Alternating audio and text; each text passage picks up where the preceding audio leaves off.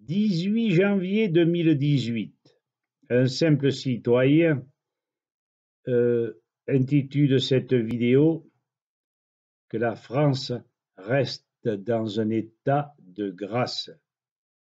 Nous n'accepterons jamais le melting pot et pourtant nous ne sommes pas racistes.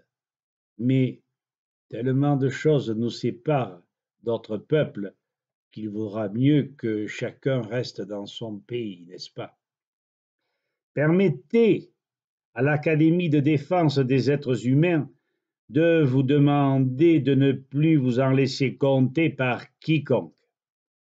Trop de situations sont déclenchées par une désinformation médiatique qui n'envisage jamais les fondamentaux d'un quelconque problème. Nous en voulons pour preuve le livre du général Didier Tauzin, candidat à la présidentielle de 2017, livre intitulé Le projet présidentiel aux éditions Mareuil, et plus particulièrement pages 96 et 97, un projet pour l'Afrique.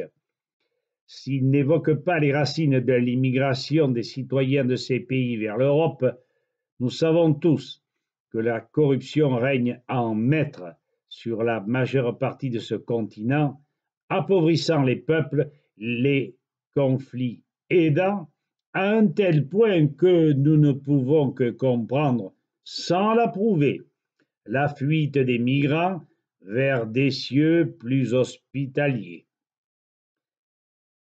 Ce partenariat, dit le général, gagnant-gagnant, doit être global, c'est-à-dire qu'il doit intéresser tous les aspects économiques, certes, mais aussi éducatifs, culturels, sécuritaires et technologiques. Nous ajoutons que l'Afrique n'est ni un dépotoir de nos poubelles par une fabrication monstre tout azimut, parfois inutile, même quelquefois souvent, oui, ni une terre que l'on exploite au point de la stériliser, de la dénaturer et d'oublier les indigènes vivant sur ces sols. Qui est derrière tout cela? Tout simplement le profit.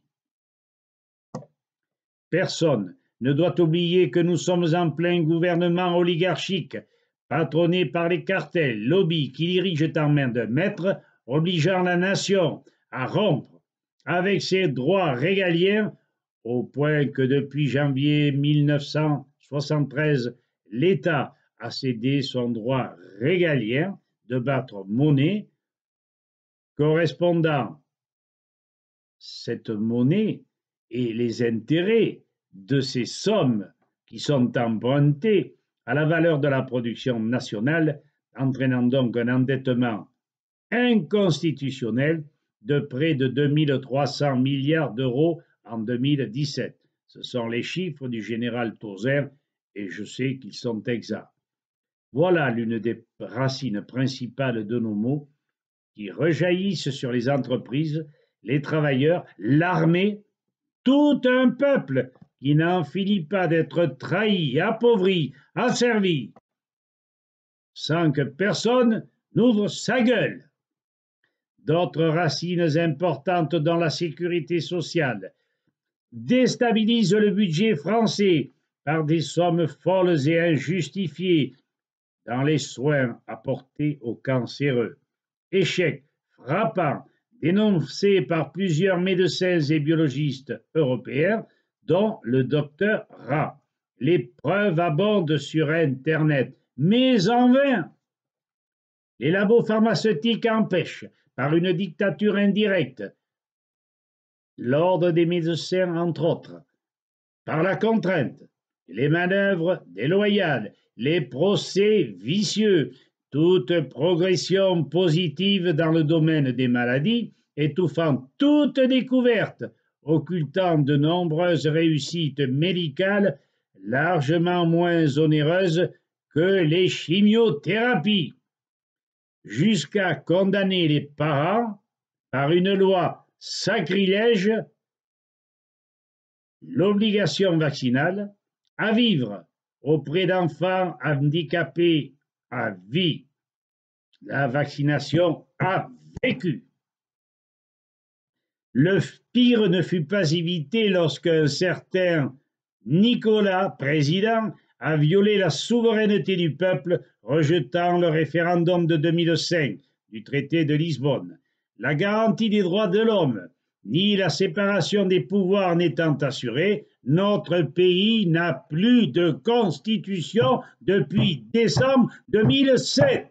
Merde, qui c'est qui est au courant? Qui le dit? Ah, surtout pas les médias. Alors, on fait quoi, citoyennes, citoyens, militaires, juristes? Développerions-nous davantage nos doléances, frapper sur l'administration territoriale, critiquer le non-soutien à tant de familles et de retraités dans des situations misérables, obtenir une nouvelle politique de l'enseignement? Ça, non. Le général Didier Tauzin, dans son projet présidentiel, a bien détaillé la situation française et les moyens de redresser le pays.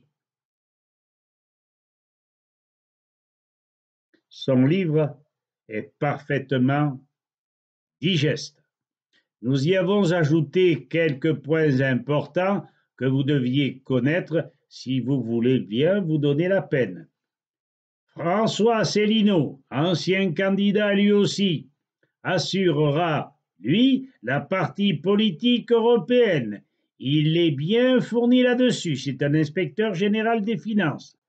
Il est clair, pédagogue, et bien qu'il ne m'ait jamais parlé, je lui fais confiance. Notre association souhaite les avertir et se liguer derrière eux. Il semble qu'ils puissent détenir les clés qui feraient disparaître nos infortunes. Les partis qui nous divisaient sont à même de disparaître, même le dernier fondé, parce que justement, il n'a aucun fondement. Que s'établisse la raison citoyenne. Unissons-nous, liguons-nous, telles sont nos simples recommandations. Citoyens, à bon entendeur, salut, Adi Schatz, et peut-être à bientôt. Au revoir.